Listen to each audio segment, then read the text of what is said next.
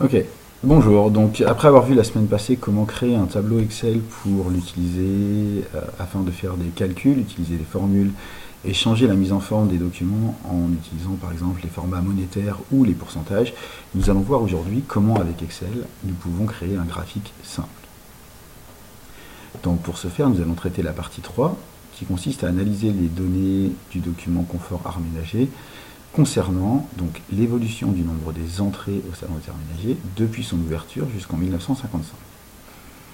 Donc, pour traiter ce problème, avant de s'inquiéter d'Excel, on va déjà réfléchir à ce qu'on nous demande. On nous demande donc l'évolution du nombre des entrées. Alors, je vais le surligner ici. Donc, évolution du nombre des entrées depuis son ouverture jusqu'en 1955. Quelles sont les deux informations que je vais devoir traiter dans mon tableau Excel? D'une part, le nombre d'entrées, donc tout simplement un nombre, et ensuite des années pour savoir, en fonction des années, comment évoluer les données. Donc, je vais commencer par créer un tableau Excel qui va contenir deux lignes.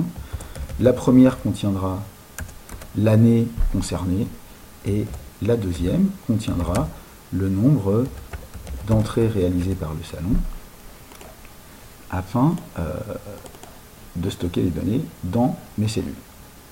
Donc le document à utiliser est le document suivant, c'est à la recherche du confort aux arts ménagers, qui nous raconte un peu comment le salon des arts ménagers a évolué au cours du temps lors du siècle dernier.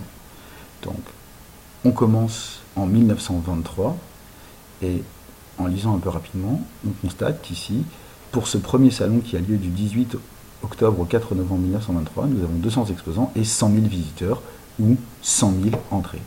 Donc, comme vu la semaine passée, je vais sélectionner le surligneur ici, et je vais donc surligner l'année 1923 et surligner l'année, le nombre de visiteurs, 100 000. D'accord? Donc, dans mon tableau Excel, la première colonne va contenir l'année 1923 et je vais rentrer le nombre de visiteurs, 100 000. Essayons de ne pas me tromper, évidemment. Donc, contrairement à ce qu'on a vu la semaine passée, je n'ai pas besoin de définir quel type de nombre on a ici. Ce sont des années, mais on ne va pas faire de calcul sur les dates. Et là, ce n'est pas des dollars, ce ne sont pas des euros comme vu la semaine passée, ce ne sont pas des pourcentages non plus, c'est juste un nombre de billets vendus ou de personnes entrées dans le salon. On n'a pas besoin de mise en forme particulière. Je vais donc continuer à lire mon document et à relever les valeurs. Donc l'année suivante dont on me parle, c'est 1924, et on voit ici qu'il n'y a pas de valeur, donc je n'ai pas besoin de noter cette valeur-là, puisque sinon je mettrai un tableau avec une valeur vide. 1925, même chose. 1926, par contre, cette fois, j'ai 145 600 visiteurs. Donc, je vais pouvoir rentrer ces valeurs-là après. La prochaine étape où je lis des valeurs, 1932, avec cette fois 269 000 visiteurs. Donc, allons rentrer ces deux informations. Donc 1926 et 145 500. 1926, 145 600. Et 1932, avec cette fois 269 000 visiteurs. Donc je pourrais continuer, c'est l'objectif de votre travail, mais je n'ai pas besoin d'aller plus loin pour vous montrer comment est-ce qu'on fait un graphique. D'accord? Donc dans un premier temps, je vais mettre en forme mon tableau en lui mettant des bordures. Toujours ici, dans la partie format, on retrouve le cadre. Je peux jouer avec différents types de bordures, même si ce n'est pas très important pour l'instant. Donc ce qui m'intéresse maintenant, c'est de créer un graphique. Alors, je veux donc ajouter un nouvel élément. Pour ça, je vais aller dans le menu Insertion, Insert, en anglais, puisque vos logiciels sont probablement configurés en anglais. Et vous voyez que j'ai plein de formats de graphiques disponibles. Si je clique ici, je vais voir que j'en ai encore plus.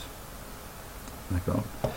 Alors, le sujet nous demande un type de graphique particulier et je vais aller voir ce que c'est. On nous demande de construire un diagramme en ligne avec points et lignes.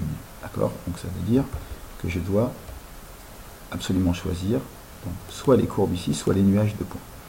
Alors, si on nous demande points et lignes, je vais prendre nuage de points, x, y.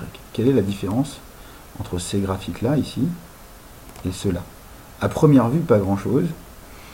En réalité, la différence est assez subtile. Celui-là va avoir une échelle proportionnelle à l'échelle. Une échelle proportionnelle aux données. Donc, Si par exemple, comme c'est le cas ici dans mes années, je passe de 1923 à 1926, j'ai donc 3 points d'écart. De 1926 à 1932, j'ai 6 points d'écart. Mon graphique respectera cet écart de 3 et de 6. Donc, ce sera la bonne courbe. Si j'utilisais le mode courbe ici, le problème, c'est que j'aurai le même écart entre 1923 et 1926 et entre 1926 et 1932, ce qui n'est pas juste au final. Donc je vais choisir point et ligne, c'est celui-là. Ok.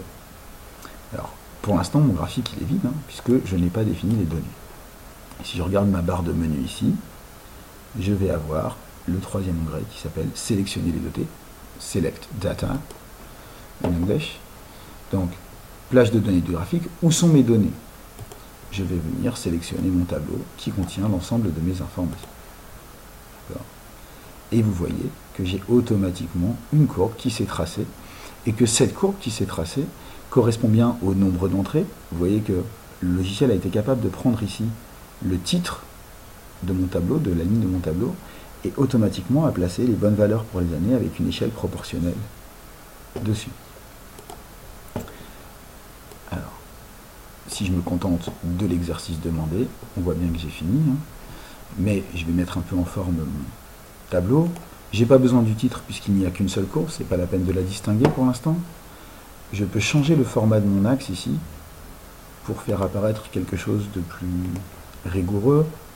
Par exemple, mettre une unité principale tous les 5 ans et indiquer en fait un trait toutes les années intermédiaires de façon à voir où sont placées mes données. Le titre de mon graphique ici, je peux le changer, par exemple, en disant évolution du nombre de visiteurs au salon des arts ménagers,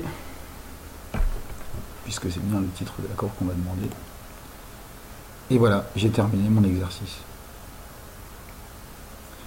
Je n'ai plus qu'à sauvegarder mon travail et ensuite à l'intégrer directement dans mon fichier Word. Donc si je sélectionne le graphique ici, que je fais clic droit, copier, copie, que je retourne dans mon fichier Word ici, donc je n'ai plus qu'à faire coller et mon graphique est intégré. Même chose avec le tableau, je vais sélectionner mes données, copier, et vous vous rappelez ce qu'on a vu en classe. Plusieurs façons. Si je fais directement coller, mon tableau Excel est devenu un tableau Word, c'est juste les données. Je peux utiliser un autre mode de copie, qui est le collage spécial, de façon à garder l'objet comme étant un tableau Excel. Alors, de façon à pouvoir le modifier, je peux même aller le coller avec les ongles, si nécessaire. 2 options. Travail, terminé. À vous de jouer et à vous de terminer.